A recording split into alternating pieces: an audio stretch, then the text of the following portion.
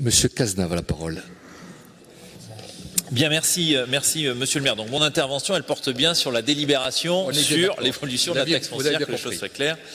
Je vous remercie. Non, je voudrais insister sur un point, essayer d'expliquer ou de démontrer que contrairement à ce que vous avez dit, vous aviez le choix.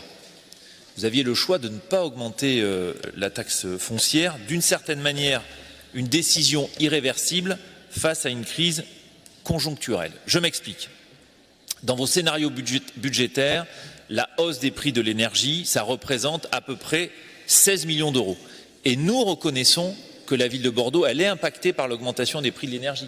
Loin de nous l'idée de dire qu'on serait un îlot, comme vous l'évoquiez, monsieur le maire, à part et qui serait préservé de cette inflation. Oui, les prix de l'énergie augmentent. Mais vous n'aviez pas besoin d'augmenter de 4,5% la taxe foncière. Pourquoi? Parce que nous avons voté l'augmentation automatique des bases foncières, donc déjà de l'impôt foncier, de 7%. Et je le dis ici parce que vous avez eu des mots trop durs, à mon sens, vis-à-vis de l'État. Nous avons voté seuls contre vos alliés de la NUPES à l'Assemblée qui voulaient ramener cette augmentation de 7% à 3,5%, privant les collectivités territoriales de plus de 2,5 milliards de ressources. Donc, monsieur le maire, l'augmentation naturelle des bases vous permettait de dégager 16 millions d'euros. Donc, vous auriez pu vous contenter de ça, qui couvrait précisément l'augmentation des prix de l'énergie. Sauf que vous avez décidé d'aller bien au-delà avec l'augmentation de 4,5, qui fait que ce n'est pas 16 millions d'euros qu'on demande aux Bordelais, c'est 16 millions d'euros plus 10 millions d'euros d'efforts, plus 9 millions d'euros de recettes fiscales supplémentaires. C'est donc 35 millions d'euros supplémentaires que vous demandez aux Bordelaises et aux Bordelais pour un surcoût énergétique de entre 14 et 15 millions d'euros. Pourquoi c'est important, et je m'y arrête? Parce que les Bordelaises et les Bordelais, ils se font face aussi à un problème de pouvoir d'achat. L'inflation les frappe directement, l'inflation des prix de l'alimentation, et notre responsabilité, c'est de les protéger face à cette augmentation des prix.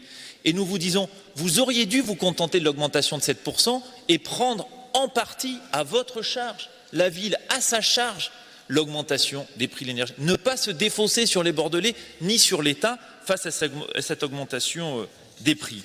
Deuxième élément, nous achetons notre énergie avec des grandes villes de la métropole, Mérignac, Pessac, Bègue, ça a été rappelé par ma collègue Béatrice Sabouret, n'ont pas fait le choix de l'augmentation des taux, or ils sont face à exactement la même équation.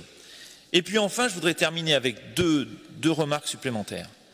Si vous êtes sincère en disant on doit faire face à l'augmentation des prix de l'énergie, dans votre programmation pluriannuelle, vous anticipez une baisse des prix de l'énergie l'année prochaine et l'année suivante. Et d'ailleurs, la baisse des prix de l'énergie a commencé.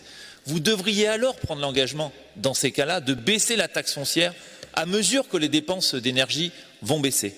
Et je pense que ce serait une manière, j'allais dire, élégante et juste de s'engager vis-à-vis des Bordelaises et des Bordelais pour baisser la taxe foncière quand cette crise conjoncturelle sera terminée. Et enfin, je voudrais terminer sur un dernier point directement lié à votre intervention initiale, monsieur le maire. Comment pouvez-vous commencer votre propos en soulignant, en critiquant le désengagement de l'État en face de la transition écologique? Honnêtement, ma conviction la plus profonde, monsieur le maire, c'est que nous n'y arriverons que si vous acceptez, que nous acceptons ensemble de collaborer. Toutes les collectivités, l'État, et arrêter de renvoyer la responsabilité sur les uns et sur les autres. Parce que quand même, qui a mis 100 milliards d'euros sur le ferroviaire? Qu'il a annoncé il y a 15 jours, l'État. 2 milliards d'euros au fonds vert pour les collectivités. D'ailleurs, la ville de Bordeaux a elle-même candidaté. France 2030 pour la décarbonation de l'industrie. Ne dites pas que l'État ne prend pas sa charge dans la transition écologique. Oui, les collectivités doivent aussi prendre leur part, mais reconnaissez l'effort collectif. D'autant que, et j'en terminerai là,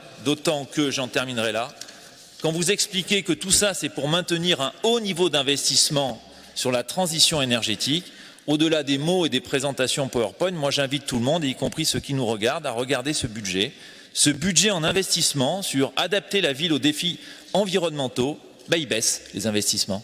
Il baisse de 10%. Donc finalement, le compte n'y est pas, monsieur le maire, et c'est la raison pour laquelle nous ne voterons pas cette augmentation des taux. Je vous remercie. Merci, monsieur Cazenave. On vous répondra naturellement sur ce point. Madame